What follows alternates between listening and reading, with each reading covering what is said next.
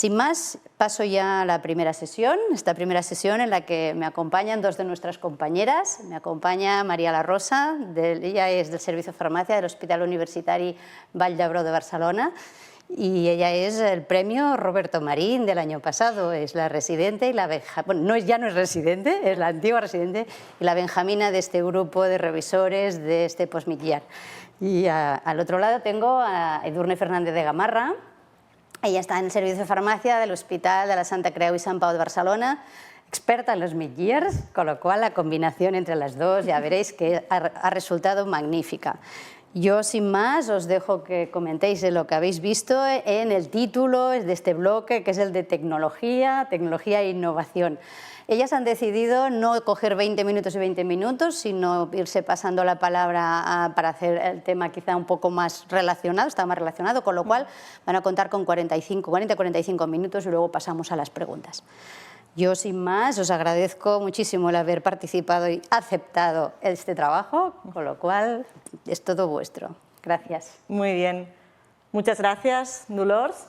Gracias a todos los que estáis al otro lado de la pantalla. Cuesta imaginaros, pero sabemos que estáis unos cuantos desde vuestros hospitales o desde vuestras casas. Y gracias también a todos los que han hecho posible que se desarrolle esta jornada. Como ha dicho Dolors, nosotras vamos a intentar resumir los temas que se trataron relacionados con tecnología y con innovación. Sobre todo vamos a hablar de datos, de inteligencia artificial y de innovación tecnológica aplicada al ámbito de la salud y en concreto a la farmacia hospitalaria. Y si somos sinceras, lo primero que pensamos María y yo cuando en la primera reunión vimos que nos habían asignado estos temas fue pensar que hacían dos chicas como nosotras en un bloque como este. Pero somos muy educadas y muy aplicadas y dijimos, bueno, es una oportunidad para descubrir lo que hay en esa galaxia y la verdad es que lo hemos disfrutado y hemos aprendido mucho. Lo primero que me gustaría compartir con vosotros es la importancia que la informática farmacéutica, por llamarlo de alguna manera, aunque suene un poco raro, tiene en la profesión en Estados Unidos. También la tiene aquí, pero allí realmente la tienen muy desarrollada, es un perfil profesional bien definido y esto se relaciona con todo el contenido que hay en los congresos relacionados con este tema y también, como sabéis, en Estados Unidos la residencia, la formación especializada consta de 2 años, un primer año general y un segundo año en el que pueden especializarse en un área concreta, ¿no? En cardiología, en farmacia pediátrica, en farmacia oncológica y hay un programa específico de residencia de este segundo año, el Postgraduate Year 2, que se ofrece ahora mismo en 29 centros de Estados Unidos y hay algunos otros que se están acreditando. Con todo esto lo que quiero es compartir con vosotros la importancia que tiene este área, lo desarrollada que está y sobre todo el hecho de que sea un perfil profesional definido, ¿no? Todos tenemos claro que en nuestros servicios habrá farmacéuticos especialistas en nutrición o en patologías crónicas y ellos tienen muy claro que este perfil es fundamental. Para el que esté interesado en esta formación, de hecho en muchos servicios ya se está planteando, ¿no?, que los residentes y todos los demás, ¿no?, deberíamos formarnos en estos temas, si no como una rotación específica, sí como un área de conocimiento transversal. En la página de la Sociedad Americana podéis consultar este apartado donde hay bastante información útil en este Preceptor Toolkit. Otra característica de los congresos americanos es el tipo de sesiones que se desarrollan y unas sesiones clásicas y muy interesantes son las sesiones de perlas y hacen perlas en distintos ámbitos. Hay las famosas perlas clínicas que de hecho en algunas jornadas o sesiones nuestras ya las hemos importado y también hacen perlas específicas de algunos temas como por ejemplo las perlas informáticas. Y este año no solo había perlas sino que también había gemas. Las gemas las presentaban residentes y profesionales más jóvenes, hacían el juego de palabras aquí con los bytes, que aparte del significado informático también se puede entender como mordiscos, ¿no? Suena parecido. Entonces estaban los bytes y los gigabytes, que eran las perlas, que eran las que presentaban profesionales con más experiencia. El objetivo de las gemas era identificar programas y sistemas que mejoraran la atención a los pacientes y el objetivo de las perlas era describir estrategias que se pudieran implantar desde estos equipos de informática farmacéutica y fijaros que creo que esto es algo muy interesante en ambos casos con ese enfoque de mejorar la atención a los pacientes, es decir, siempre está ese enfoque clínico detrás, incluso en una actividad que de entrada nos puede parecer que es poco clínica, pero que al final la repercusión que tiene va a ser sobre la atención a los pacientes. Y para terminar esta introducción también me gustaría destacar, ayer Ismael Escobar ya habló del Pharmacy Forecast, que sabéis que es este proyecto que da lugar a un documento que intenta servir como guía, intenta pronosticar en qué ámbitos o de qué manera se va a desarrollar nuestra profesión. Pues había 5 preguntas que están muy relacionadas con la incorporación de la tecnología y la innovación. Para verlo así de forma rápida, os podéis fijar en que las respuestas que aparecen en color azul se corresponden con respuestas de que esa actividad probablemente se implante, ¿no? Si os fijáis arriba es muy probable que eso tenga lugar. Y estas preguntas, por ejemplo, hacían referencia a si creemos que en un futuro próximo un 30% de nuestras actividades las desarrollaremos de forma remota, y el porcentaje de respuestas azules es alto. También si creemos que los sistemas sanitarios van a invertir en estas soluciones, en la inteligencia artificial para mejorar los procesos, y aquí el porcentaje también es bastante alto. Llama mucho la atención cómo el 82%, me parece que es, en la pregunta que veis arriba a la derecha, responden que creen que nos relacionaremos más utilizando la tecnología con los pacientes, es decir, de forma remota, más que cara a cara. También incorporaremos tecnologías de la comunicación para comunicarnos con los pacientes, y también se utilizará pues toda esta innovación y esta gestión de los datos, este análisis de los datos para intentar solucionar posibles diferencias en la atención a los pacientes, ¿no? Con todo esto, bueno, lo que quiero poner sobre la mesa es que es un tema que preocupa, es un tema que está aquí y que seguirá presente, con lo cual pues interesa abordarlo. Antes de pasarle la palabra a María, me gustaría compartir con vosotros esta definición de inteligencia artificial. Fijaros como aquí dice que más que inteligencia artificial deberíamos considerarla como inteligencia aumentada, ¿no? Y aumentada en el sentido de que intentemos potenciar las fortalezas de 2 actores. Por un lado, la tecnología, las computadoras, los ordenadores, los programas informáticos, con la fortaleza de las personas, de los profesionales, de los clínicos, ¿no? Porque la suma de estos 2 es lo que va a conseguir que consigamos los mejores resultados sobre los pacientes. Así que con esta idea de inteligencia aumentada le paso la palabra a María, que con este título tan sugerente de qué necesitan saber los farmacéuticos sobre inteligencia artificial nos va a dar algunas pistas de lo que tenemos que saber. Muchas gracias, Edurne. Pues yo quería compartir con vosotros esta sesión porque, como os podéis imaginar, a mí me vino de perlas. O sea, ¿qué necesito saber sobre inteligencia artificial? Partiendo de cero. El primer concepto que compartían y que es básico es diferenciar dentro de la inteligencia lo que sería la inteligencia explícita, que es esa que es clara, directa, simple, pues 2 más 2, 4, de la tácita, que es aquella que es difícil de explicar a otra persona, se adquiere con la experiencia y puede ser interpretable. Un típico ejemplo sería el sarcasmo. En resumen, sería la inteligencia explícita, aquella que es lo que puede hacer un ordenador, mientras que la tácita sería lo que un ordenador no puede hacer todavía, porque precisamente la inteligencia artificial lo que va a hacer es simular la inteligencia humana, combinando estos 2 tipos de inteligencia.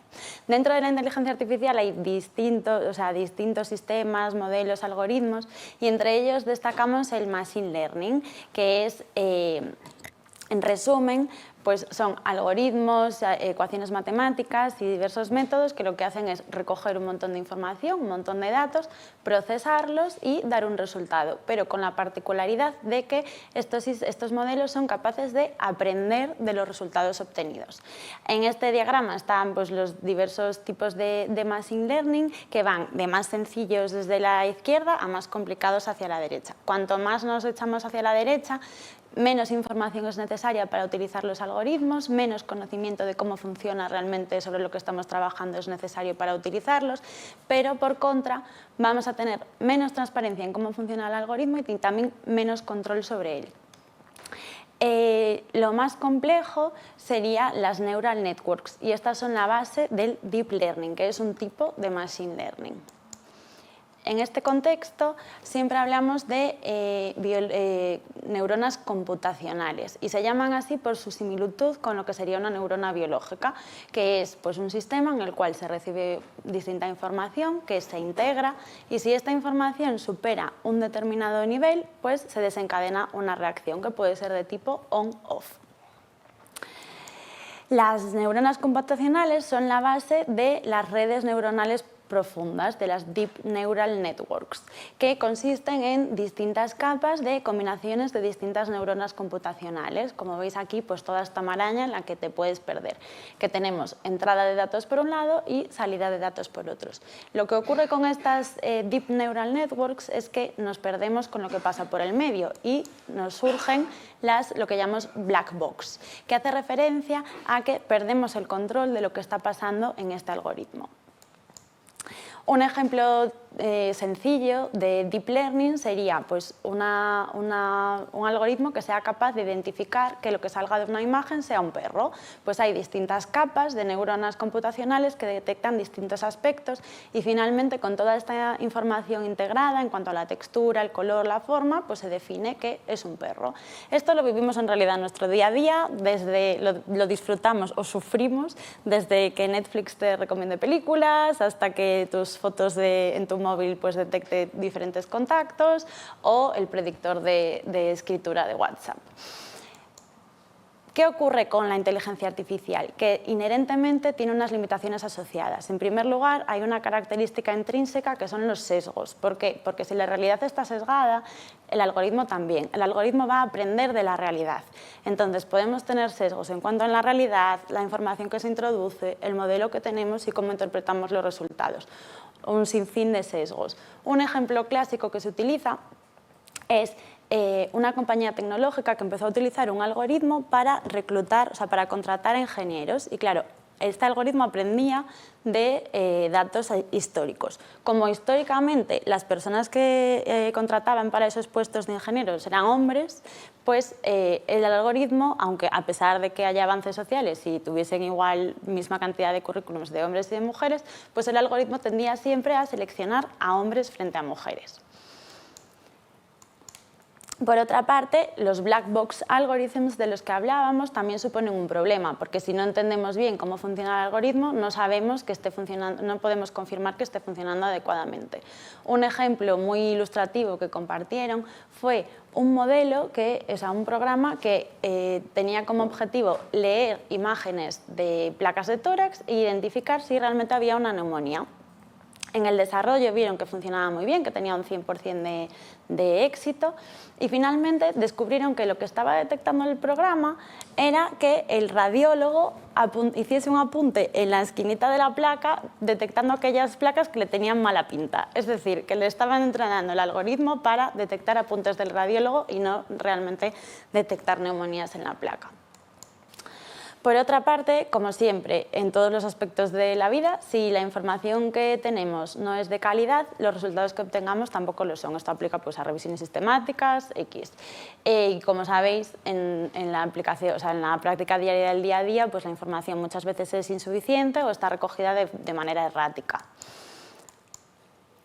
Y por último, tenemos una limitación en cuanto a la utilidad.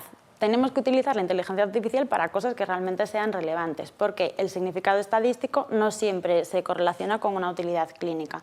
Aquí, por ejemplo, compartían el caso de un modelo de Machine Learning que se utilizaba para detectar factores de riesgos en pacientes con enfermedad coronaria y detectaron que la edad era un factor de riesgo de mortalidad. Bueno, pues vale, o sea, sin los modelos predictivos súper desarrollados también lo sabíamos. Y por otra parte también tenemos que tener cuidado, o sea, tiene una limitación de utilidad y debemos plantearnos si estamos preparadas para delegar la toma de decisiones. Es decir, si el algoritmo no nos va a facilitar el trabajo, pues no nos va a aportar mucho.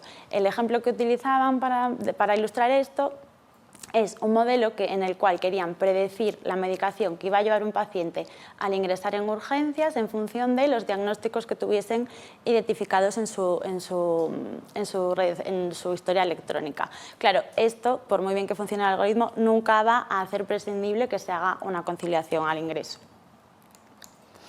Entonces, en resumen, la inteligencia artificial no va a tener capacidad para resolver todo tipo de problemas, Si bien es cierto que teniendo esto en cuenta podemos ser conscientes de que todos los modelos son incorrectos, pero algunos pueden resultarnos útiles. ¿Cuándo? Pues cuando lo hacemos de una manera adecuada. Aquí resumían este checklist para los farmacéuticos a la hora de utilizar modelos de inteligencia artificial o machine learning, que me pareció súper interesante y bueno, incluye que es necesario que sepamos cómo funcionan los algoritmos, identificar las limitaciones y los sesgos durante el diseño, también evaluar, o sea, hacer una validación de los algoritmos en nuestra población y hacer una revalidación con el paso del tiempo. Y por último, asegurar que sean explicables y que podamos confiar en los resultados. Entonces, sí hay campo de posibilidades de inteligencia artificial en la salud. Aquí os pongo un par de ejemplos y ahora Durne nos pondrá un par de casos concretos de experiencias en Estados Unidos. Muy bien, gracias María por esta revisión rápida de lo que tenemos que saber.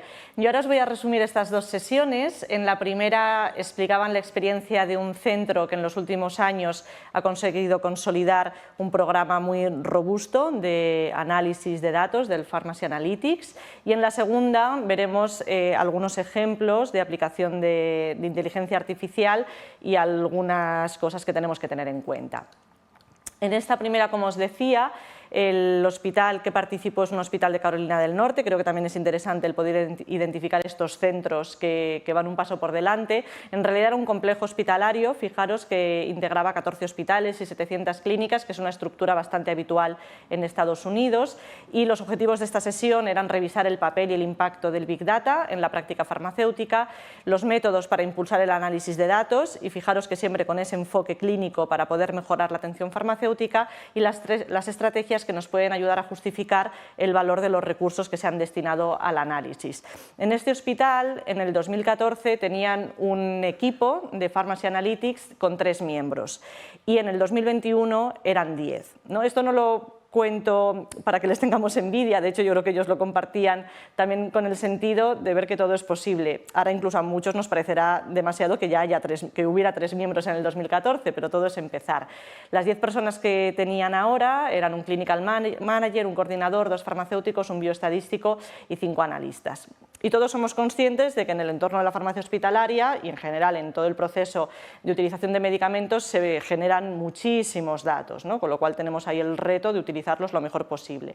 Para situarnos, dijeron que de todos los datos que se generan en el mundo de cualquier cosa, el 30% están relacionados con la salud. Y aunque esto a mí al menos me parece muy difícil de dimensionar o de entender lo que supone, estimaban que en el 2020 estos datos de salud habían sido más de 2000 exabytes, y un exabyte es 1 millón de gigabytes. Yo soy incapaz de traducirlo de otra manera, pero en resumen podemos decir que es una barbaridad de datos. Entonces ellos, cuando empezaron en el 2014, tampoco hacían nada del otro mundo, sino que creaban informes diarios en función de lo que les iban pidiendo los gestores. Y ahora, con la estructura que tenían, habían conseguido pues, este equipo de Pharmacy Analytics centralizado, con el que habían conseguido una optimización de todos estos procesos, de los informes y de la gestión de los datos. Y para esto, algo que es fundamental es entender que ese registro y esos datos son un paso más en el proceso de utilización de medicamentos. Todos tenemos claras las fases de prescripción, validación, dispensación, administración y monitorización, y queremos que todas ellas se desarrollen de forma correcta, pero en todas ellas se generan datos, ¿no? De cómo se ha prescrito, a qué hora se ha validado, a qué hora se ha administrado, y todos estos datos, todo este registro es muy importante que esté bien hecho y que luego lo podamos utilizar. Entonces, este registro, esta información, si lo consideramos como un paso más y le damos la misma importancia, pues esto va a hacer posible, ¿no?, el desarrollo de estos programas robustos que nos ayuden a optimizar el resto de actividades. Otro requisito fundamental es conocer la estructura y la gobernanza de los datos en la organización. Al hablar de gobernanza se refieren o nos referimos a cómo se utilizan esos datos, intentando que sea de la manera más eficaz posible y aplicando la información que se obtiene. De forma rápida veréis que ese equipo de 10 personas estaban repartidos a su vez en 4 equipos, cada uno con unas tareas concretas, y consideraban que el valor que pueden añadir ahora a sus actividades, por un lado es la experiencia, ¿no?, el expertise que tienen, que ha hecho que sean insustituibles, esta política de gobernanza de datos, que ahora explicaré un pelín más, y la planificación estratégica que pueden hacer. Como ejemplos, decían que antes, cuando tenían un sistema descentralizado, por ejemplo, un día tenían una pregunta que nos podemos hacer cualquiera en nuestro día a día, ¿no?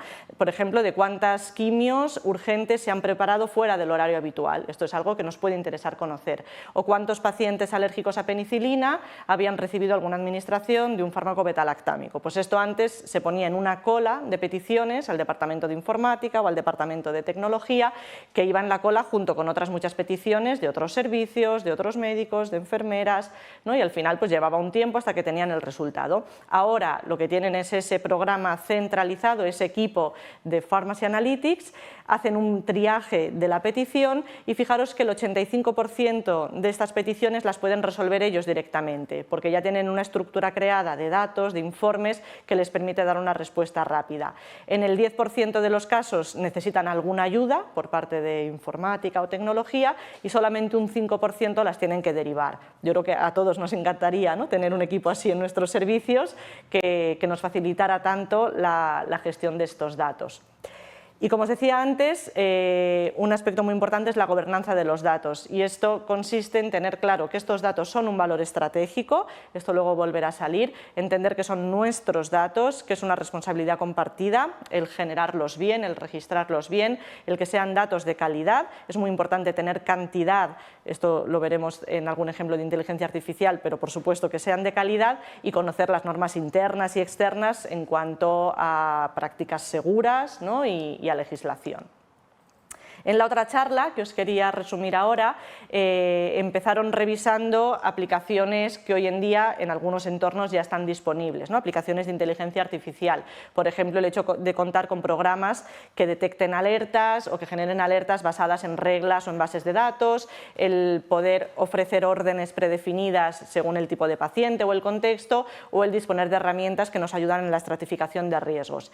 Y todos nos preguntamos, yo creo, ¿no?, en algún momento o en algún contexto, cómo será la validación farmacéutica en el futuro, y pensamos el papel que puede tener la autovalidación, ¿no?, si somos capaces de identificar prescripciones sin riesgo. En este sentido, también os animo a consultar la web de la Sociedad Americana, porque también tiene un apartado específico con algunas herramientas, con alguna información, y los beneficios yo creo que están bastante claros, ¿no? Si conseguimos autovalidar algunas órdenes, podemos reasignar tiempo a tareas más complejas, y además puede ser que se mejore la calidad de esta revisión o de esta validación. Esto a lo mejor puede parecer un poco contradictorio, pero si tenemos en cuenta que se reduce la fatiga y se reduce la variabilidad, pues en algunos casos podría mejorar. Pero siempre que se introduce una nueva tecnología tenemos que estar atentos a los posibles riesgos, ¿no? Puede haber fallos, puede haber cambios en los sistemas, puede haber pautas que se escapen, o si configuramos mal las reglas puede haber fallos. Esto en general lo vemos en cualquier proceso de automatización o en cualquier proceso en el que se incorpora tecnología. María ya ha mencionado algunos ejemplos de aplicaciones de inteligencia artificial en el campo de la farmacia, que están un poco más detalladas, por ejemplo en modelos predictivos que nos ayuden a detectar órdenes anómalas, reacciones adversas, riesgo de daño renal, riesgo de reingresos o incluso detección precoz de sepsis. También en identificación de patrones, por ejemplo, de desvío de estupefacientes. Esto es un tema que en Estados Unidos interesa muchísimo, hay un grave problema con la epidemia de opioides. En el desarrollo de fármacos hay múltiples ejemplos. También en el procesamiento de imágenes, que es algo que nos puede ayudar, por ejemplo, en el control de calidad de las preparaciones, identificación de comprimidos, detección de errores de verificación en preparaciones de estériles, y otras aplicaciones que pueden ir desde control del inventario, información de medicamentos o adherencia al tratamiento. Pero algo muy importante, pensemos en el ámbito que pensemos de aplicación de inteligencia artificial en el campo de la salud, está representado en esta frase, que es de Eric Topol, que sabéis que es un gurú en inteligencia artificial en el ámbito sanitario. Fijaros cómo dice que el auge de la tecnología o de las máquinas deberá ir acompañado de más humanidad, ¿no?, de una mayor humanidad, con más tiempo juntos, más pasión, incluso más ternura, para que el cuidado de la salud pues sea realmente un cuidado, ¿no? Y esto es algo que ya hemos dicho antes, ¿no?, que partíamos de la premisa de que no es un trabajo que vayan a hacer las máquinas, sino que hay que encontrar esas fortalezas de combinar el trabajo del humano, del profesional, del clínico, junto con la tecnología. Y algo muy importante es entender que el gran reto en la aplicación de inteligencia artificial en procesos de utilización de medicamentos es poder acortar las distancias o saltar ese vacío que nos podemos encontrar entre los clínicos, que son los que entienden el problema, y aquí clínicos pues puede ser cualquier profesional sanitario que entienda un problema real, los desarrolladores, que son los que crean los modelos, y los administradores o gestores, que son los que finalmente toman la decisión de qué se financia y qué se paga. Entonces, volviendo a qué podemos hacer nosotros, pues ellos tienen claro que al final somos los que conocemos los circuitos, los flujos de trabajo, podemos entender bien los datos, sabemos dónde están, podemos detectar inconsistencias cuando las hay y podemos participar en la validación de los modelos. Y aquí os traigo esta lista de 5 preguntas que deberían darnos pistas que nos pueden ayudar a identificar potenciales proyectos en los que se puede aplicar la inteligencia artificial. Una pregunta que deberíamos hacernos es si eso es algo, o sea, ese problema que queremos resolver, es algo que un humano podría resolver si tuviera toda la información disponible y el tiempo suficiente. Si la respuesta es no, posiblemente la inteligencia artificial tampoco lo pueda resolver. También tendremos que ver si hay datos disponibles. Si no hay datos de ningún tipo, pues la inteligencia artificial tampoco podrá hacer nada. Y datos en gran cantidad y también que sean datos de calidad. Habrá que saber cómo es la tarea, qué pretendemos responder, qué precisión necesitamos en las predicciones para que esto luego sea clínicamente útil y qué sabemos ya de esa relación entre los inputs, los datos que tenemos y las respuestas que queremos obtener. Y para el que esté interesado en este tema, os recomiendo mucho que leáis este artículo que está publicado en la revista de la Sociedad Americana, porque realmente resume bastante bien pues, muchas de las cosas que ha dicho María y algunas de las que he intentado resumir yo, ¿no?, sobre cómo plantearnos el empezar con un modelo de aplicación de inteligencia artificial. Y ahora veréis, ahora le paso la palabra a María, porque ahora veremos cómo otro aspecto importantísimo son los aspectos éticos. Vale, gracias, Edurne. Bueno, pues esta es una charla a la que asistí, que la realizaron 2 personas. Uno era una farmacéutica que trabajaba con inteligencia artificial en un hospital de California, y otro era un profesor de filosofía. Entonces debatían sobre la ética del Big Data y de la tecnología en la práctica farmacéutica. Y comentaban que como cualquier nueva herramienta, pues va a presentar obviamente nuevos retos, nuevos dilemas éticos, pero que esto realmente no invalida la herramienta en sí, sino que supone un reto y que debemos pensar colectivamente en cómo deberíamos de utilizarlo. Los nuevos dilemas que se plantean, así por resumir y dar las ideas claves, serían la privacidad. ¿No? Estamos viviendo en la época del Big Data, que recogemos enorme cantidad de datos desde nuestros teléfonos, de los dispositivos, etc. Y esto supone un riesgo de atentar contra la privacidad del individuo. Por otra parte, tenemos el problema de la transparencia, ya que en la inteligencia artificial tenemos estos black boxes que se plantea si es ético utilizar cosas que no entendemos. Y finalmente, también en relación con esto último, tenemos el problema de la consciencia, de la responsabilidad. ¿Sería ético delegar una decisión clínica, un diagnóstico, una recomendación en función de lo que diga un algoritmo que no entendemos? Pues eso es algo que debemos de ir resolviendo poco a poco. Pero, en cambio, por otra parte, se mantienen los mismos valores. A pesar de que cambie el paradigma, los valores que se mantienen en nuestro trabajo deben de ser los mismos. Este es un documento de la Asociación de Farmacia Hospitalaria de Estados Unidos, en el cual se analizan el impacto de la inteligencia artificial en la práctica farmacéutica, y entre distintos documentos, en la parte que se centran en la ética, lo que concluyen es que se deben de mantener los mismos valores que en la práctica clínica, o sea que en todos los aspectos de nuestra profesión, vaya, que serían visión, validez, viabilidad, vocación y valor.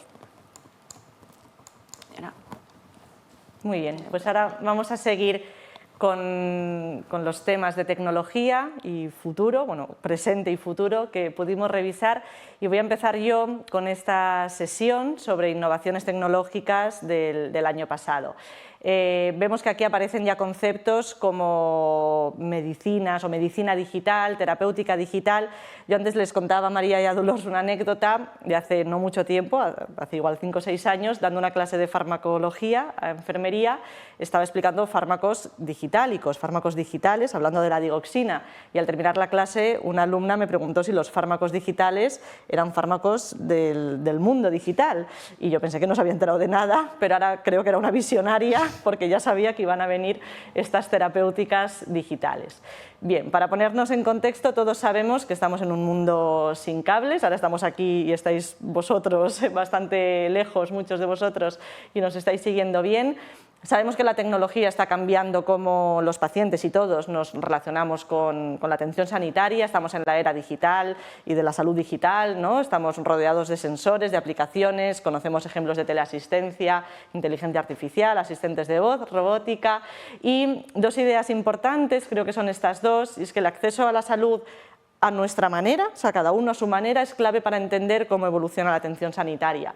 Y también que estamos en un momento de evolución de la atención episódica a la atención en tiempo real, que es una de las claves. Por otro lado, la tecnología también está cambiando cómo nos relacionamos con los tratamientos, cómo nos acercamos a los tratamientos, y aquí esto tendrá mucho impacto en la adherencia, ¿no? Y aquí hacían el símil con el mundo de la automoción, y bueno, habría otros muchos ejemplos, ¿no? Si un coche nos avisa cuando algo no va bien, ¿por qué no va a pasar algo parecido con los problemas de salud, ¿no? O si el móvil nos avisa de que se está quedando sin batería, pues ¿por qué no tenemos otro tipo de alarmas en problemas de salud? Y de hecho ya existen, ¿no? Elementos, ¿no? Como estos dispositivos inteligentes, conectados, ¿no? Que pueden ayudar a fomentar la adherencia.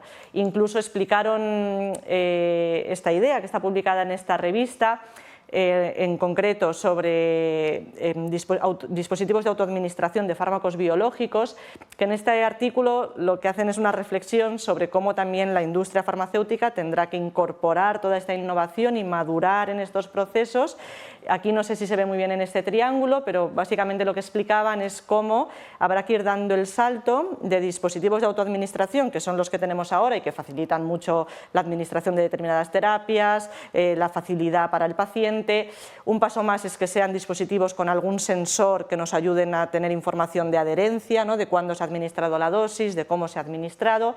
Un paso más es que nos permita también registrar algunos datos de respuesta, y ya en la cumbre de ese triángulo, de esa montaña, tendríamos esa terapéutica conectada que incorporaría herramientas de inteligencia artificial y que pueden ayudar a optimizar el tratamiento con un análisis predictivo de qué necesita ese paciente en función de cómo ha ido evolucionando, cómo ha ido respondiendo, y todo en un dispositivo, ¿no? Por supuesto con un seguimiento por detrás, pero esto que a veces, ¿no?, cuesta de imaginar, pues seguramente no está nada lejos. ¿Y quién dijo que solo se trata con medicamentos? Aquella estudiante pues lo tenía bastante claro. Para introducir este tema voy a repasar aquí estos tres conceptos. Hablamos de herramientas de salud digital cuando nos referimos a tecnologías, a plataformas, a sistemas que implican a los usuarios en relación con el estilo de vida. Aquí, por ejemplo, podríamos hablar de un reloj inteligente que tenga determinados sensores o que registre determinados datos. No suelen necesitar evidencia científica y no suelen estar regulados como dispositivos médicos. Hablamos de dispositivos en el ámbito de la medicina digital cuando pensamos en software o en hardware que sí que tiene evidencia y que mide o interviene en servicio de la salud del usuario, como sabemos que hay muchas aplicaciones, y tenemos ya ejemplos de terapéutica digital, que es lo que vemos abajo, con productos que proporcionan intervenciones terapéuticas para prevenir o para tratar un problema de salud. Y un ejemplo sería este videojuego, en The Aborts, que es el primer videojuego que está aprobado por la FDA para que sea utilizado bajo prescripción médica, ¿vale?, como una parte más del tratamiento. Sería una terapia adyuvante en combinación con otras herramientas terapéuticas como pueden ser los medicamentos, en este caso para tratar trastornos de déficit de atención en niños entre 8 y 12 años, es decir, es una terapia, no es un fármaco, pero es una terapia digital. Así que las agencias reguladoras también se tienen que poner las pilas con todo esto, ¿no? Y la FDA en el año 2020 ya creó un centro de excelencia para la salud digital, aquí tenéis la referencia. Incluso esto ya lo vamos viendo también, cómo esto hace que se replanteen los procesos de evaluación de medicamentos, ¿no?, y que haya que pensar pues, cómo se incorporan en estos procesos la evaluación de los datos en vida real. ¿Y cómo incorporamos estos avances en la atención a los pacientes en el entorno de la farmacia hospitalaria? Pues la idea principal, la idea clave es que habrá que revisionar, ¿no?, habrá que reimaginarse cómo será la atención farmacéutica, nuestra profesión, en esta era de salud digital. Así que habrá que identificar dónde están los recursos y dónde tenemos que participar en estas estrategias de salud digital en el sistema sanitario. Y aquí volvemos a una idea que ya ha salido antes, que es la gestión de los datos, ¿no? Decían que los datos son el nuevo petróleo, la información, ¿no? Pero que el petróleo necesita ser refinado para que sea útil, ¿no? Con lo cual el reto es incorporar todos estos datos refinados, ¿no? Estos datos de vida real en la atención a los pacientes y poder impulsar herramientas que nos ayuden a conseguirlo. Decían que los farmacéuticos tenemos un papel importante como refinadores de los datos, puesto que los conocemos y los entendemos. Tendremos que conocer esas herramientas que nos permitan esta monitorización remota que ayude a guiar la medicación, y algo muy importante será repensar dónde se produce esa atención, ese cuidado al paciente. Esto de alguna manera salió ayer, aunque con otro enfoque, pero ayer recuerdo que se habló de los fármacos de acción larga, ¿no? en distintos campos terapéuticos, y sí que dijisteis en el debate que la atención pues, va hacia ese paciente que no necesariamente está en el hospital, ¿no? Y esto, aunque lo estamos abordando aquí con otro enfoque, pero al final está relacionado con la misma idea, ¿no? Y es pensar dónde está ese paciente y dónde va a ser necesaria esa atención sanitaria y esa atención farmacéutica.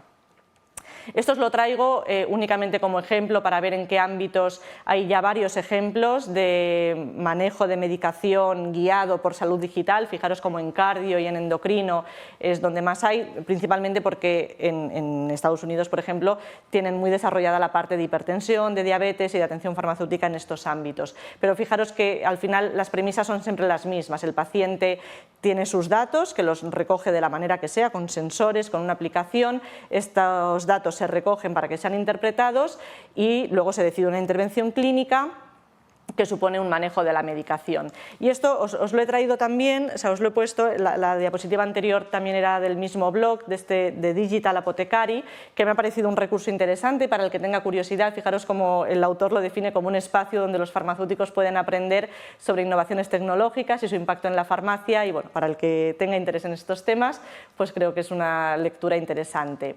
Aquí os dejo otra referencia también sobre las implicaciones de la salud digital en la práctica farmacéutica o en los servicios de farmacia clínica. Y ya para terminar, ¿qué cuestiones hay que considerar? Pues habrá que ver cómo son los flujos de trabajo y cómo se integran estas herramientas digitales en el resto de tareas, y a lo mejor tenemos que empezar a pensar en esa guía farmacoterapéutica digital que complemente a nuestra guía farmacoterapéutica. Y aquí un último ejemplo de este centro, que es un hospital de Luisiana, si no recuerdo mal. Tenían bastante experiencia con programas de medicina digital, sobre todo en hipertensión y en diabetes, participaban monitorizando los datos en el seguimiento farmacológico y tomando decisiones clínicas bajo un acuerdo que es este Collaborative Drug Therapy Management Agreement, que a lo mejor después podemos explicarlo un pelín más, que me parece que es una idea interesante a tener en cuenta, porque al final es un marco legal que ayuda a desarrollar este tipo de iniciativas y a dejar claro cuál es el papel de cada profesional en el seguimiento de estos pacientes. Y no todo en tecnología es futurista. Ahora María nos va a explicar algunos ejemplos más terrenales, aunque muy innovadores, en el campo, por ejemplo, de la preparación de estériles. Exacto. Nada, esta es la última sesión que queremos compartir con vosotros, que se titulaba Raising the Bar on Sterile Compounding Safety. Esta sesión estaba a cargo del Institute of Safe Medication Practice, el ISMP, y el interés de esta sesión radica en que aumentar la seguridad y la calidad de la formulación de estériles es un objetivo fundamental de la farmacia hospitalaria, y en los últimos 10 años ha ido aumentando la disponibilidad de tecnología dirigida a asegurar la calidad de las preparaciones. El ISMP durante 2020-2021 hizo como una encuesta a nivel nacional que englobaba varios aspectos de la formulación de estériles, de la formulación magistral en general, atendiendo sobre todo a la seguridad, a los riesgos de error, etc. Y después de esta evaluación emitieron una serie de guías con recomendaciones, actualizaron sus guías de recomendación en cuanto a la producción de mezclas estériles. En esta encuesta que realizaron midieron el grado de implementación de la tecnología en la preparación de fórmulas estériles y detectaron que alrededor de un 50% de las farmacias hospitalarias utilizaban la verificación del código de barras de los productos antes de la formulación. Por otra parte, un 30% utilizaban imágenes para hacer un control cualitativo también cualitativo y cuantitativo de las preparaciones. Y solo un 25% utilizaban, además de la verificación de código de barras y el control cuantitativo por imágenes, un control gravimétrico. Por último, un 8% de los servicios de farmacia utilizaban robots para preparar estas mezclas estériles. Estos robots se concentraban en los hospitales más grandes y suponían un cuarto de los mayores hospitales de Estados Unidos. En cuanto a las recomendaciones, bueno, estas recomendaciones son como bastante obligatorias, son recomendaciones fuertes, y el ISMP recomienda realizar un control cualitativo con lector de códigos de barras, tanto en los fármacos como disolventes de las preparaciones de las mezclas endovenosas preparadas en farmacia. Y por otro lado, recomiendan un control cualitativo del volumen. Hay una práctica que era habitual en los últimos años en Estados Unidos que se llama el Syringe Pullback Method, que la traducción sería algo así como marcha atrás, que consiste en que la persona que hace la preparación carga un volumen, por ejemplo, pues en la bolsa de suero, y después coloca el émbolo de la jeringa en la misma posición que el volumen que ha cargado, y después la persona que lo revisa pues verifica que este sea el volumen adecuado para cargar. La ISMP recomienda que no se utilice este método, ya que podría ser, o sea, que no aporta valor y que podría ser contraproducente. Sin embargo, recomienda utilizar pues eso, tecnologías de cámara con imagen. Después, el ISMP hace una serie de best practice, que sería pues, sugerencias a implementar en los distintos servicios de farmacia de cara al año siguiente. Y la best practice número 11 de todos los que hacen en su guía es que recomiendan que a la hora de preparar fórmulas estériles se realice una verificación independiente de cuáles son los ingredientes que se añaden y de que la cantidad sea adecuada, es decir, control cualitativo y cuantitativo. Y recomiendan que se utilice tecnología para realizar estos controles de calidad. Por una parte, recomiendan que se utilicen cámaras tanto a nivel de la preparación de la cabina como a nivel del área de trabajo, de la habitación de trabajo.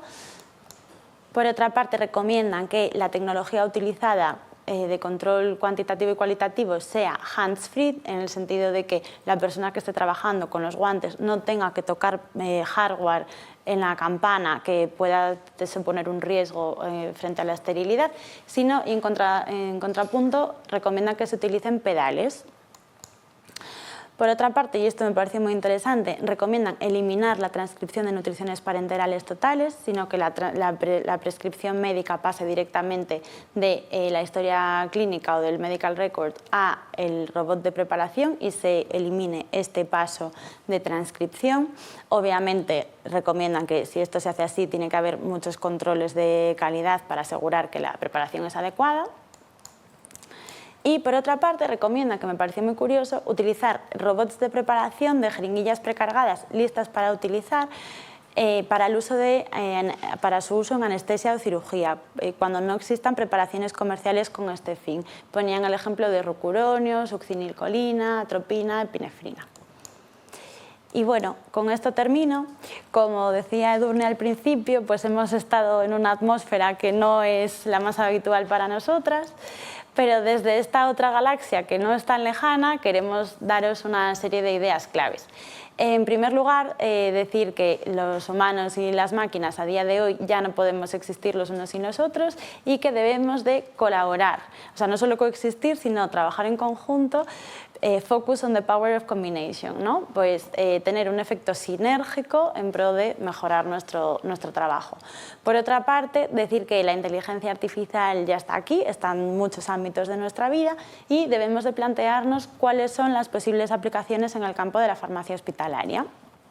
Además, estamos inundados por datos, tenemos datos por todas partes y de todo tipo y están ahí disponibles para nosotros, pero es necesario tener formación, ética, legislación y recursos para saber cómo explotarlos bien, interpretarlos y poder utilizarlos para mejorar. Y por último, la innovación tecnológica ya está aquí, no es futurista ya, sino que lo estamos implementando ya a día de hoy en salud terapéutica digital y en la elaboración de estériles. Y con esto terminamos. Muchas gracias. Pues muchísimas gracias a vosotros. Yo no sé qué hacen dos chicas como vosotros en el mundo tecnológico, pero desde luego pasárselo bien seguro.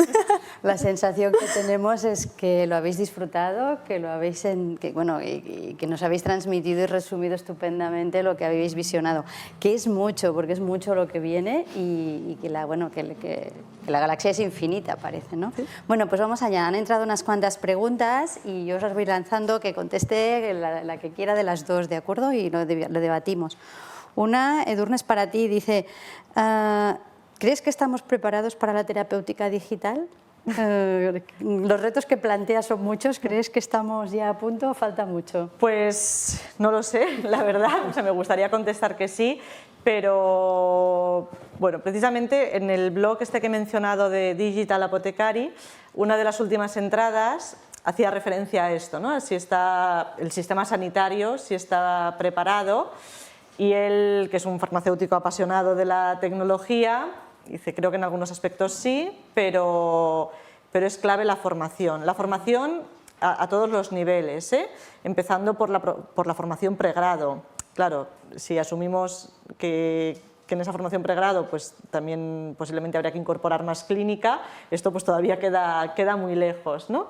Pero es algo que mucha gente no, bueno, muchos de nosotros no nos podemos ni imaginar, y una cosa es lo que nos llame la atención, pero hay que entender mucho de lo que hay detrás y no entender, yo creo que, o sea, que no hace falta que seamos informáticos, no hay que entender el mundo digital, pero sí entender cómo se integra, ¿no? Y el lenguaje, ¿no? Entendernos en el lenguaje, ¿no? Sí, lo que aporta, ¿no? O sea, yo creo que al final es un cambio cultural. Yo creo que algo importante, porque claro, cuando empiezas a leer estos temas parece que no estemos preparados para nada si no eres un gran conocedor de la informática. Yo creo que hay que saber distinguir, ¿no? Igual que no todos sabemos lo mismo de oncología, ni todos sabemos lo mismo de gestión, pues esto es un campo más, con lo cual habrá niveles de conocimiento posiblemente, ¿no? O sea, tendremos que entender algunas cosas de forma global, puesto que es una herramienta que ya está, ¿no? y que habrá que entender, pero hace falta formación a todos los niveles, ¿no? Y también, de hecho, formación, en una de las charlas a las que fui, hablaba de formación también a los pacientes. O sea, nos puede surgir la duda de decir, nosotros estamos preparados, y los pacientes van a saber, a lo mejor pacientes pues añosos o con distinto nivel sociocultural, van a estar preparados para utilizar este software, estas aplicaciones. Pues lo que planteaban es que puede ser que no todos, pero no quiere decir que no haya mucha población que se pueda beneficiar, y que obviamente va a requerir por nuestra parte, o sea, por parte de los healthcare providers, de tener como la paciencia y los recursos para dar formación a los pacientes para asegurar que este tipo de software sea útil. Seguro. Fijaros que una de las diapositivas ponía la idea de que al final cada uno se relacionará a su manera, ¿no? Y esto lo vemos en otros ámbitos de la vida, ¿no? Fijaros ahora con todo el follón con los bancos y las personas mayores. Sí. No, pero es verdad, al final cada uno quiere elegir cómo se relaciona, y no todo el mundo estará dispuesto a utilizar un videojuego, y tampoco será la única solución para todos, ¿no? Entonces, bueno, yo creo que hace falta mucho todavía, pero que vamos allá seguro, y que tenemos que estar y que tenemos que ser pioneros, y lo que tú dices, ayudar a pacientes y a nosotros también. Oye, María, tengo una para ti que dice, ¿crees que las recomendaciones del ISMP son trasladables aquí a nuestro medio en el día a día? Pues yo diría que sí. O sea, sí que es verdad que es interesante que... cabría esperar que en Estados Unidos estén como mucho más avanzados que nosotros en cuanto a tecnología. Y a mí me sorprendió en este congreso ver que hay mucha representación, por ejemplo, de hospitales rurales. O sea, ¿no? Estados Unidos es un país muy grande y hay mucha representación de hospitales pequeños. Y no tienen tanta tecnología, o sea, no me sorprendió cuánta tecnología tendrían en cuanto a la formulación de estériles. Y las recomendaciones del ISMP, por lo menos en mi experiencia en mi hospital, que es cierto que es un hospital grande, igual tampoco es lo más representativo del Estado, pero sí que lo veo bastante asequible, y de hecho veo que hay muchas cosas que ya están implementadas. Sería interesante hacer algo parecido, una encuesta parecida a nivel de la SEF. Lanzo la idea. Muy bien. Si alguien la quiere recoger. Y la encuesta sería ver si realmente estamos preparados para, o si podríamos asumir algunos de los retos que en base a inteligencia artificial nos pueden ayudar en este campo de la preparación de estériles. Sí, de tecnología, sí. ¿Sí? Podría ser interesante. Sí. Edurne, ¿algo a comentar sobre este tema? No, bueno, yo creo que el grupo Tecno sí que ha ido haciendo algunas, ¿no? Pero bueno, que como van apareciendo tantas cosas nuevas, ¿no? Al final es, bueno, tener la foto de lo que hay seguro que ayuda.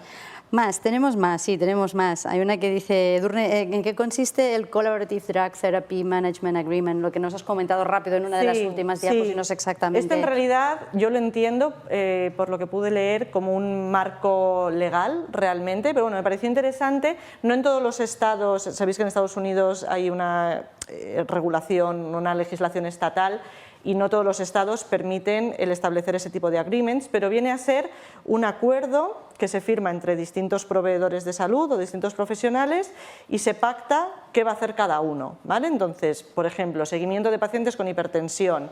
El farmacéutico tiene una opción de control remoto de los datos y pacta con el equipo médico, con el equipo que corresponda, cómo se va a hacer el seguimiento de estos pacientes, cómo van a ajustar la medicación, incluso puede tener la responsabilidad, o sea, la libertad, pero también la responsabilidad de incorporar fármacos nuevos al tratamiento, hacer ajustes de dosis, pero todo esto está pactado previamente, protocolizado, y este agreement lo que da es ese marco legal para hacer esas actuaciones.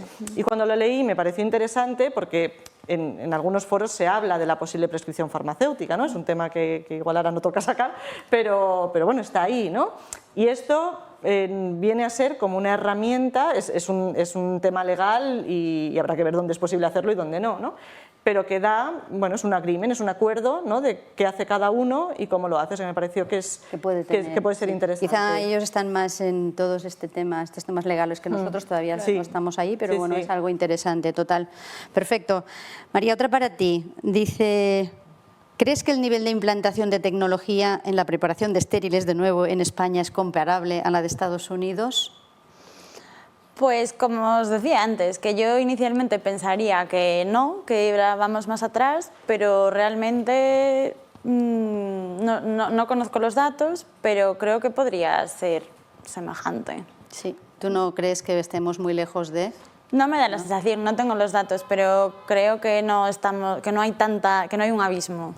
¿Y viste algo de, esta es una pregunta mía ya, viste algo de utilización de datos, de Big Data, de todo lo que sacamos de estériles, que hay una cantidad de datos, de robots y más de estériles, sobre el empleo de estos datos, el análisis de estos datos, tipo Big Data, para mejorar, para encontrar mejores tecnologías o mejores procesos o mejores... Algo de Big Data como tal respecto a formulación de estériles, la verdad que no he visto, no sé si tú no tuviste algo. Yo creo que en la lista de posibles aplicaciones sí que está, ¿no? No recuerdo ningún ejemplo concreto.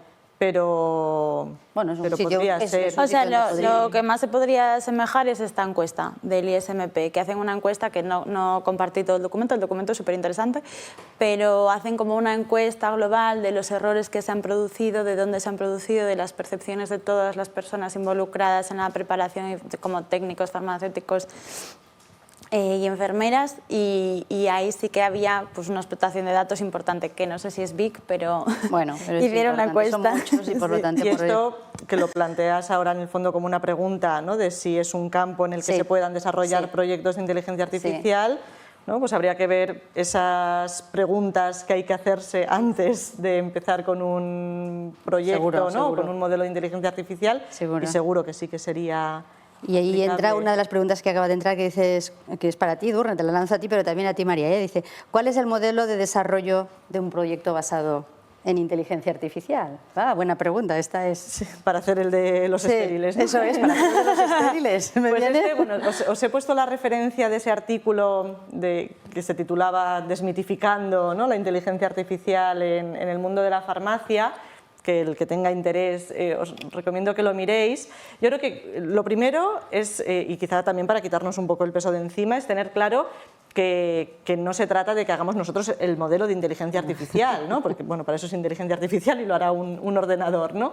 Incluso el desarrollo no es algo que tengamos que saber hacer, ¿no? Pero sí que nuestro papel estará contribuyendo, participando, ¿no?, identificando donde puede tener sentido, ¿no? Y que esto al final pues refleja esa combinación de las personas y la tecnología.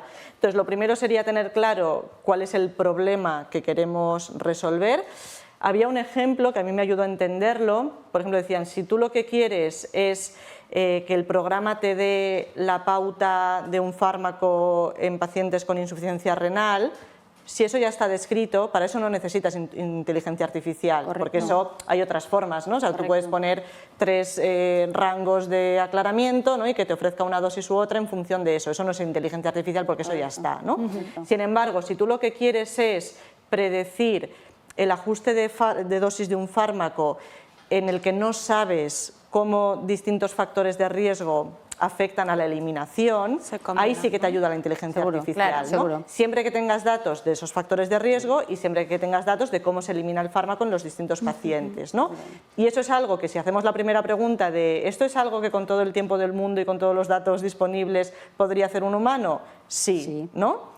Entonces seguramente sí que nos ayude, ¿no? Entonces, una vez identificado el problema, habrá que ver si hay datos, dónde están, ¿no? Y ahí sí que tenemos un papel importante de decir estos datos están en la historia clínica en estos campos, ¿no? O en estos campos libres o en este registro de un dispositivo móvil que el paciente ha ido registrando, ¿no? Después, entrenar al algoritmo, que eso no lo vamos a hacer nosotros, lo hará quien sepa y la máquina, ¿no? Y a partir de ahí validarlo e implementarlo. Ahí sí también tenemos un punto muy importante, porque ahí enlazo con lo que nos ha contado María del Black Box.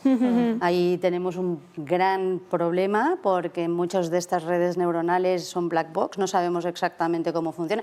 Alguien debe saber, pero nosotros desde luego no sabemos, y entonces ahí entra todo lo que has comentado, que me parece muy interesante, que es la ética de los datos. Sí. ¿Qué nos puedes contar de esto, María? ¿Cómo estaban ellos de preocupados o no preocupados en este aspecto? Bueno, es que las sesiones a las que fui eran un poco teóricas, pero yo creo que esto de los black box, hombre, está en el día a día.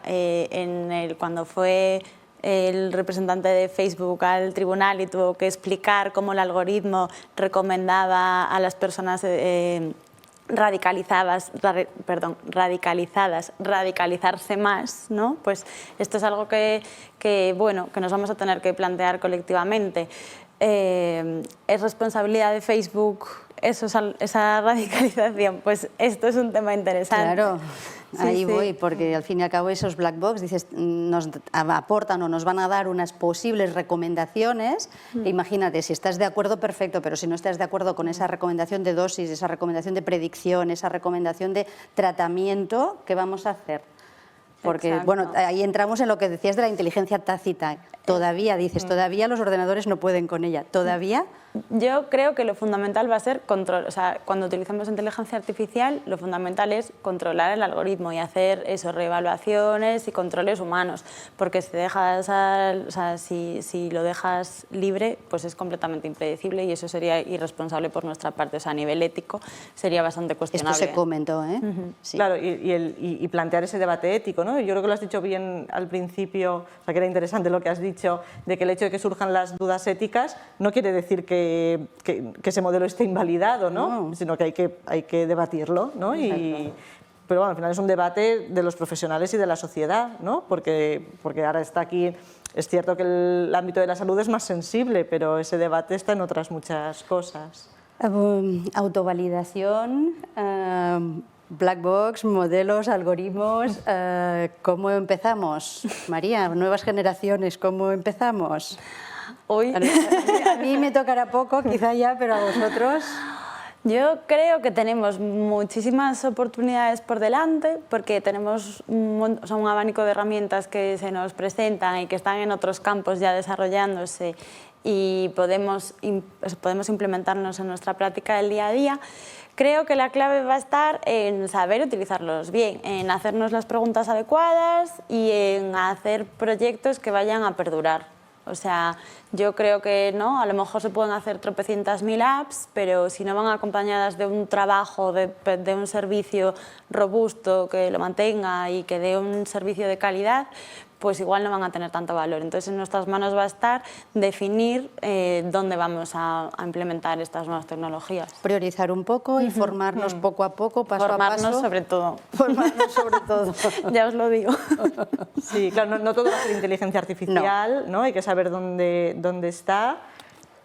En esa presentación de ese equipo de 10 personas, pero realmente ellos transmitían bien el mensaje de que no habían sido siempre 10, ¿no? Que empezó siendo 1, luego 3, y ese interés por saber dónde están los datos, cómo se pueden utilizar, ¿no? Y buscando que luego haya una aplicación de esa información. Entonces, yo creo que ya se está haciendo mucho, ¿no? La cosa es, bueno, ver cómo se avanza en el buen sentido y pasa por, bueno, pues porque haya personas expertas y, bueno, pues como decía antes, que haya distintos niveles, ¿no? O sea, estar todos atentos a lo que hay, pero porque es, bueno, la evolución natural del mundo, de la tecnología, de nuestra profesión. Y buscando siempre, fijaros que en muchas de estas aplicaciones siempre salía la coletilla para mejorar la atención a los pacientes, aquí es que no es una tecnología porque sí, o sea, no es una aplicación porque sí, sino que al final hay que tener clara, ¿no?, cuál es esa utilidad final, ¿no? Sinergia, máquinas, humanos, datos para mejorar la atención a los pacientes, de eso es lo que se trata. Pues yo insisto que hacen dos chicas como vosotros en este campo, pues a partir de ahora ya no me digáis que no estáis cómodas en este campo porque no nos lo vamos a creer, ¿de acuerdo?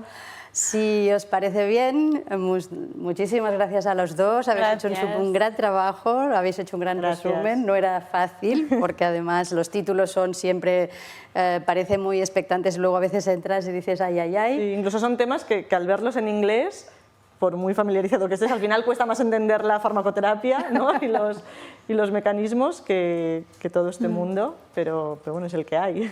No, en serio, muchísimas gracias a las dos, habéis hecho un gran resumen y bueno, ya sin más, pues dejamos esta sesión, cerramos esta sesión, nos vamos 15 minutos de descanso, igual que ayer, estirar las piernas, descansar la vista y volvemos puntuales en 15 minutos con la última sesión de estas jornadas post-mid-year. Hasta luego.